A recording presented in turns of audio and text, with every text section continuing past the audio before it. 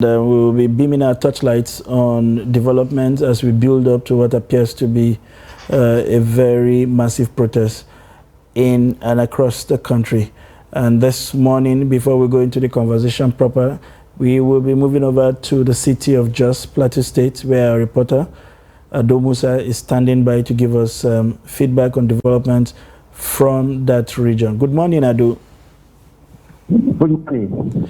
Thank you very much. What exactly is happening in the city of Jos this morning? Where are you, and what was the development around your location? Okay, well, I have been at the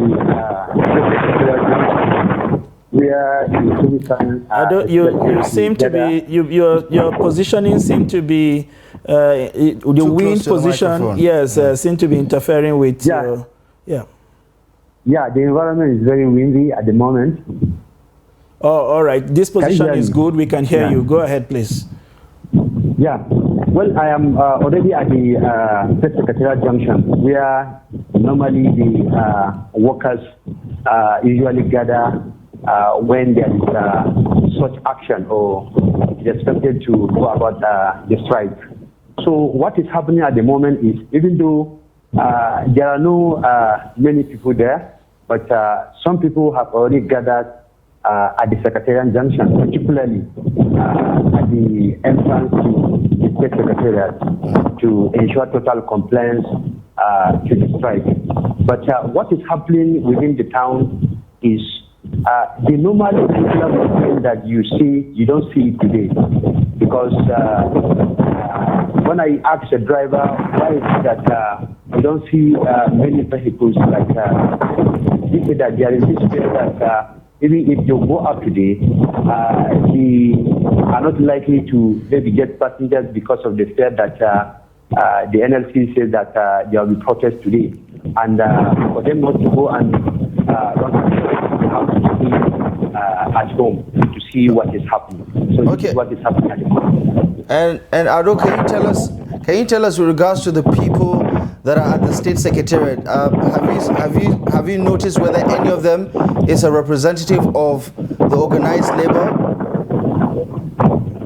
Well, we don't see the officials at the moment, but all I know that those who are there now are civil servants. And it is expected that the officials of the NLC will arrive at the scene any moment from now. Okay, what about security?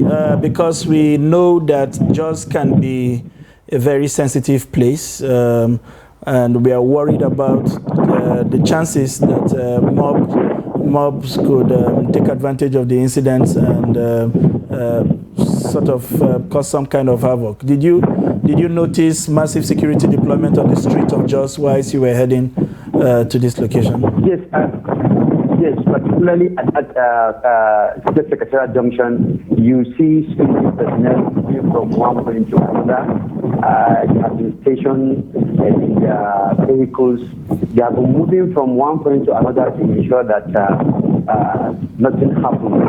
That you have said, just it's an area where that mob usually takes chance to commit or perpetrate any criminality. So at the moment, we can see the presence of security personnel moving around. And what can you tell us about the weather condition? Because it appears that it is a windy Wednesday morning in Jos this morning. Yeah, it is very windy because yesterday there has been raining. In fact, rain started by 12 p.m. or rather 12 a.m. up to 7 p.m. So the weather is very cold, even though with the announcement of this protest and strike, I know people remain indoors because of the cold weather. So the area is very windy, honestly speaking. It's very cold. You see people in their cardigans. All right. I hope you are very also typical situation. Very typical situation. I also hope you are properly kitted for what is to come today in terms of also going out with your cardigan and protecting yourself sufficiently enough to deliver today and to be healthy tomorrow as well. Right. Thank you very much, Ado. Yeah, I have to. Yes. Thank you very much. All right. Thank you. We'll perhaps circle back as soon as we learn more from Jos or any other part of the country, especially as I think the takeoff time is around 9 o'clock or there. Absolutely. So it's going to be a long exercise. You expect people to beef up as much as possible. I don't know about the itinerary for for what's about to happen here in Abuja, for instance. If they meet, is there going to be a procession? Where are they heading to, or is it just going to be a gathering? You know, there had been speeches being delivered. There had been some sort of confusion around whether this is a protest or a strike. Right. And the Solicitor General had put out some positions to say it's illegal, even though they call it a protest. It is geared towards there will be downing of tools for the protest to happen. Absolutely. Which is equivalent to a strike action. Which is equivalent to a strike action. So basically, this is to clarify that what they had called for was a protest and not a strike. A strike action is the reason why people will sit back at home. We expect that people will make efforts to be at their places of work, and let's see how the protest. But is that what we expect though? Because I get the feeling what that I expect many civil is servants that are not going to show up for work civil today. servants would attempt to be part of the protest, thereafter return to their places of work if it's not a total strike action. So the NLC have also been not very forthcoming with the approach and strategy, and we can understand why. They don't want to be taken by surprise by security agencies and all of that. So I think a bit of what would unfold would become clear once that process gets underway. But you can be sure that we are here. I do have my concerns around security though, because there are some of these states that are very volatile in terms of security. You wouldn't want hundreds of people gathered at a particular location at one point in time. And you know, why that is a serious concern is because there is usually not much education around what to do, how to go about it. And the labor guys take care of everything except trying to ensure that people behave in an orderly manner. You try to show... There's also a political undertone, you know? Absolutely. And you can never divorce that from any sort of protest, because members of the opposition would want to double down and make the protest as angry as possible. Well, the current government showed us the way. They took advantage of these things. Obviously. Otherwise, we would have. We were here before. They took advantage of it, and that's what those in the opposition are doing today. It's something everybody should be prepared for. But I am, like you said, it's critical times in this country. We have to be very security conscious so that this does not derail. The message is not lost on account of the conduct of the labor leaders. Like I said, we'll continue to keep an eye on developments, and you can be sure that we'll bring you all of the updates once they unfold. We'll take a quick break. When we return, the conversation continues.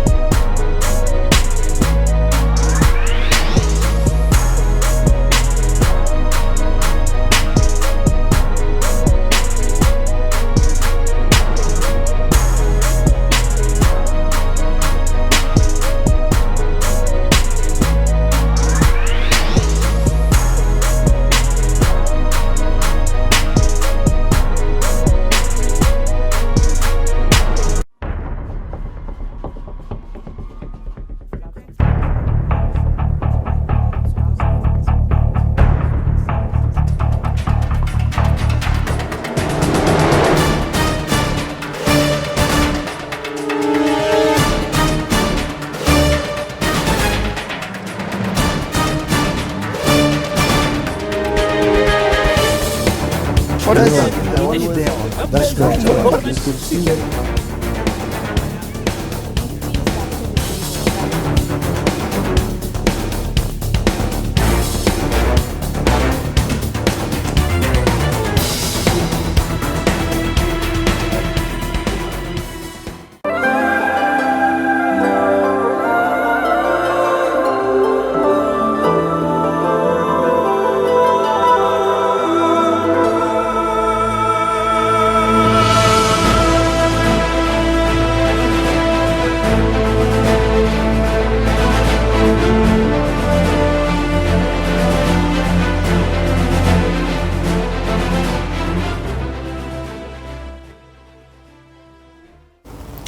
Welcome back to Daybreak on Trust TV. Thank you very much for staying with us. We are keeping tabs on developments across Nigeria as the nationwide protests organized by the NLC, the TUC, and generally the organized labor in the country to express Nigerians' frustrations and the organized labor's position on the state of affairs in the country as we bring you up to speed with some of these developments. And now Bello Musa is standing by to give us update now with regards to developments in Kaduna State. Bello, good morning, and thank you very much for joining us at this hour. Thank you. Right, what can you tell us about how things are shaping up in Kaduna today? Well, Kaduna this morning, most of the streets are empty. With few cars flying the road in Kaduna metropolis, and there are members of the security operatives, Nigerian police and other security operatives, stationed at strategic locations in Kaduna in case of breach of law and order, and also even commercial vehicles on the road are not much. Even businesses are yet to open in Kaduna metropolis. And is this unusual as far as you know how things usually start in Kaduna? Yeah, it's unusual for some of the business not to open at this hour. Some business commences operations as early as 6, 7 a.m. in Kaduna, but up to this moment, a lot of business are yet to open. All right, Bello. So what have you learned so far about how this whole process is going to pan out? Is this going to be a protest? Where is the point of convergence? How are they going to proceed? What exactly can you tell us at this moment? Well, the members of the NLC are now converging at their headquarters along Golf Course Road in Kaduna. And they are going to protest a street march from their headquarters to Lugaco roundabout, and that's the situation now. Okay. What about the security arrangement? Have you noticed any sort of presence of police officers? As I've said earlier, in every strategic location within the metropolis here, there are policemen and other security agency stations in case of breach of law and order. The Nigerian Labour Congress said they will make sure that only their members participate in today's protest to avoid bad acts that will come into the protest and cause chaos. Well, I don't know how they will achieve that when the national circular was urging Nigerians to believe in the cause to join. Well, no, maybe it's possible because of the nature of Kaduna State. You know, Kaduna is the nature of the state. Small thing will result to something else. Maybe that's why. And Kaduna is one of the states that has been battling with banditry and other form of criminality for almost over a decade now. Right. Absolutely. Okay. Thank you very much. Thank you for the update, and we hope we'll circle back to this, and maybe as soon as the protest begins, we will learn more about those developments. Bello Musa, thank you very much for calling in and for giving us the situation report. I appreciate the take. You're welcome. Now, away from some of our correspondents now, let's speak to Dr. Bartholomew Nyalas. He's the secretary of the NLC, Adamawa State Chapter. Now, you might know this, Adamawa State recently had to deal with the situation around looting occasioned by the hardship in the state as well as across the country. Dr. Barth, thank you very much for joining us. Good morning.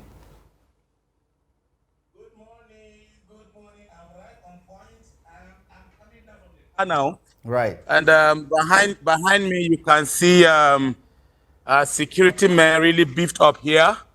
I'm at the NLC house. We are ready. We are mobilizing. We are mustering here in our point, and you can see behind me. Let me stand at the gate. This is Labor House, Adamawa State. Right, and we are mobilizing. We are set to go on the protests to showcase our disenfranchisement and also our grievances, to the government of Adamawa State through the government of Adamawa State, to the federal government. So we are still mobilizing. We are mustering here. People are gathering by about 9:30. We'll be hitting the street, our routes, to exercise our franchise on this mandate.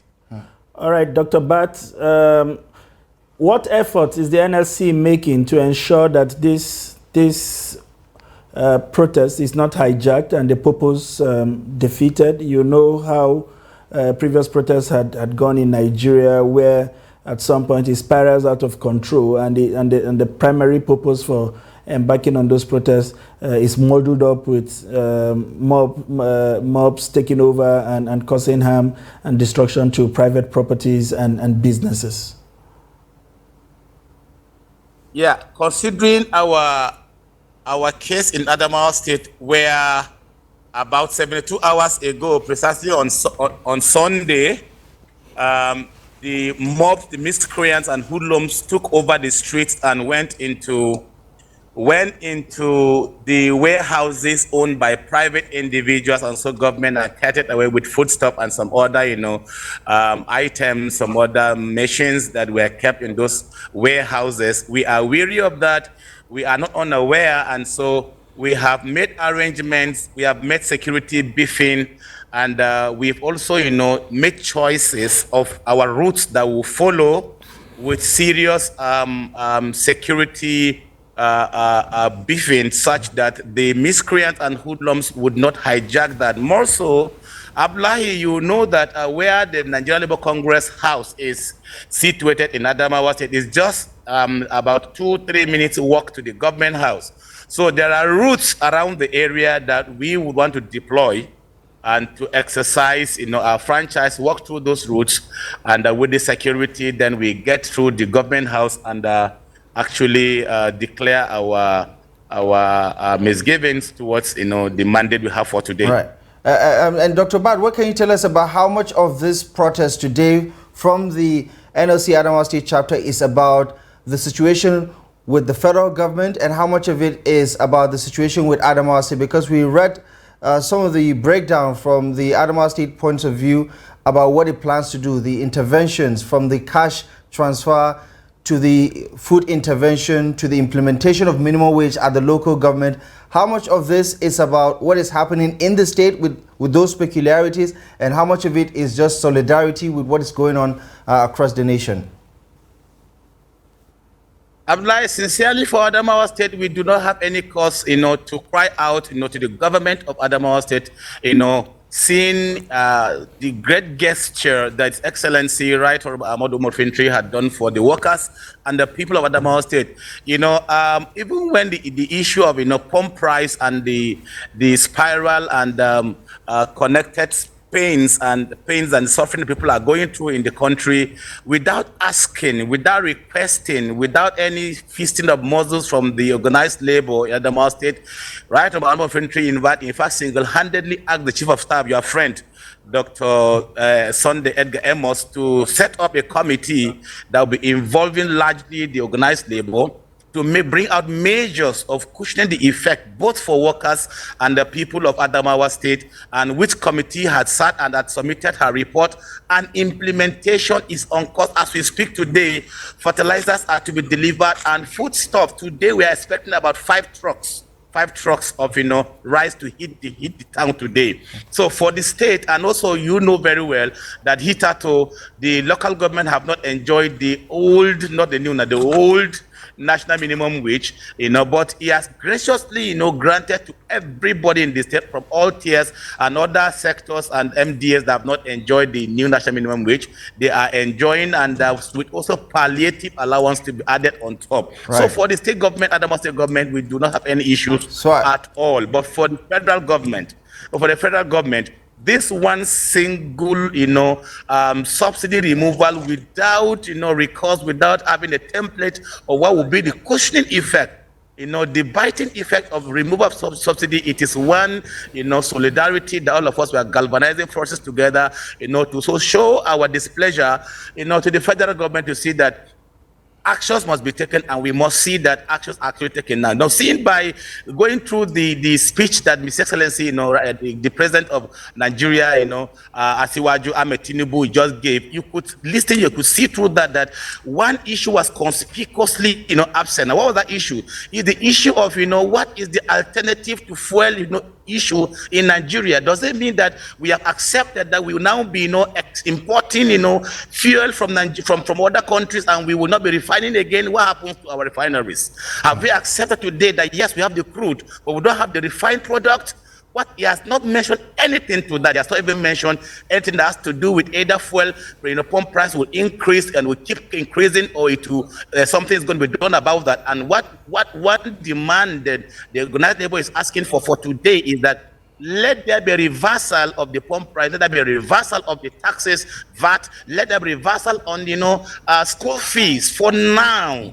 Then all those policies he earmarked on the speech he made, 2 days ago. Then all right, we can Dr. start Bat, working and seeing what that would bring out. But for now, we are asking and we're demanding that these items be addressed for the moment. All right, Dr. Bat, some other persons would say that asking the government to reverse is asking the government to go back to the regime of subsidy, which I'm sure the Labour people have also said has been fraught with a lot of corruption. The question is, what alternative is the Labour presenting in these conversations that it has been having with the government? What else are you suggesting other than reversing to the old days of a subsidy regime that has been a pothole for massive corruption? That's one leg of my question. The other one, as we quickly run out of time, I would like you to address is, what are we going to see? Is this just going to be an assemblage of people and a protest that is one-off?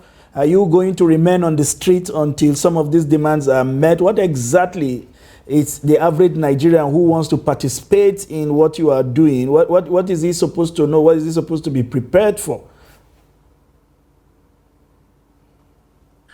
Our showcase on the table, number one, our suggestion number one had been and is that the canker and the corruption that is surrounding and within the confines of subsidy removal must be addressed. Who are those few individuals that Mr. President referred to them as cabals?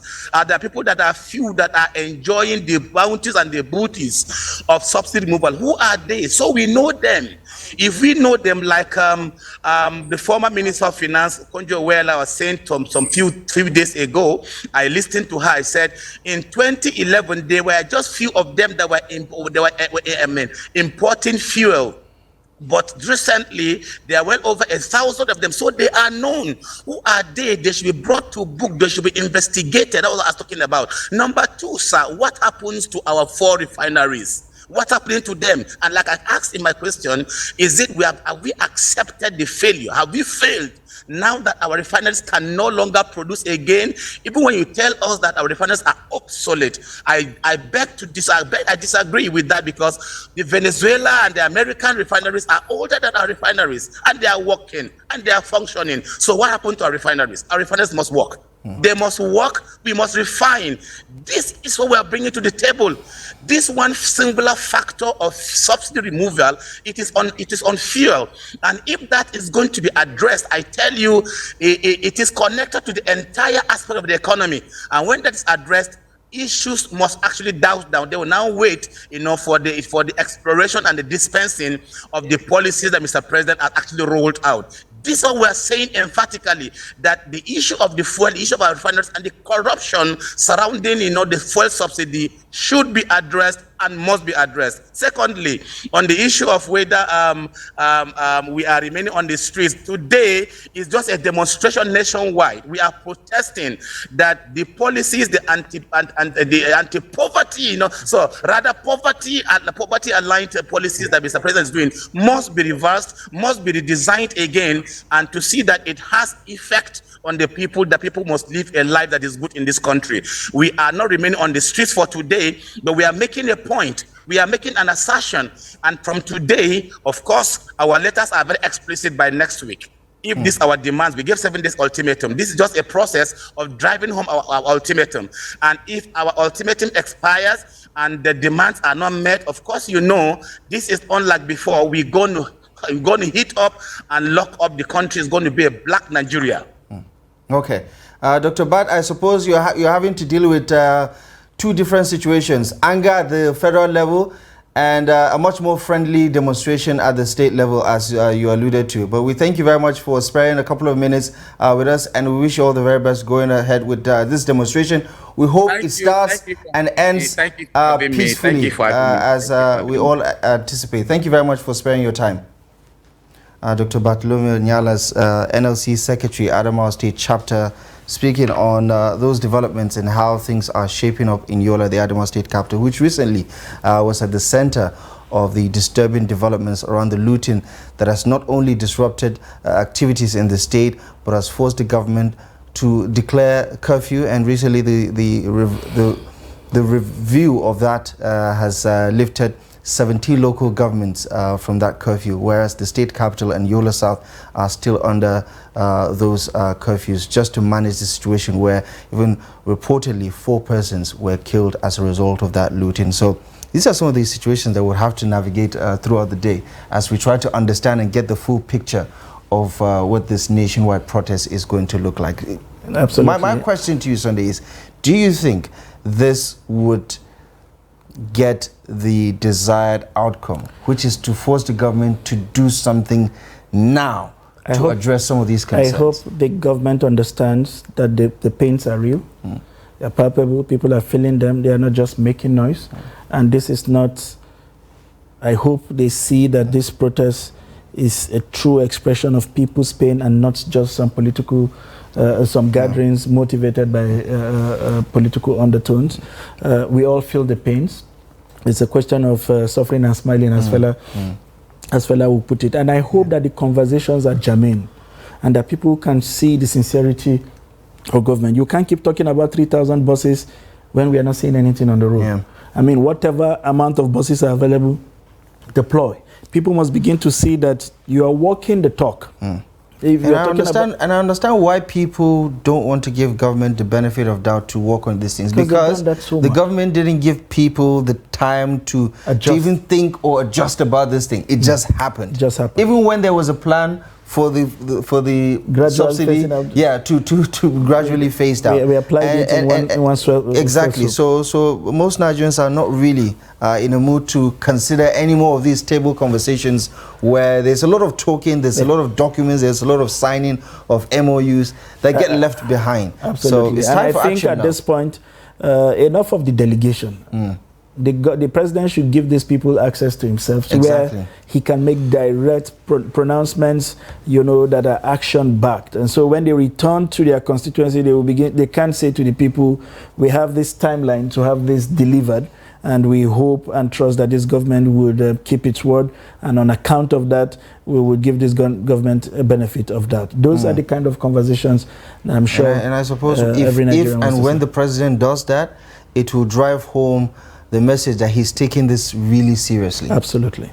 Well, I mean, Nigerians were happy that the president took time to speak to us, but it must go beyond talking to Nigerians right now.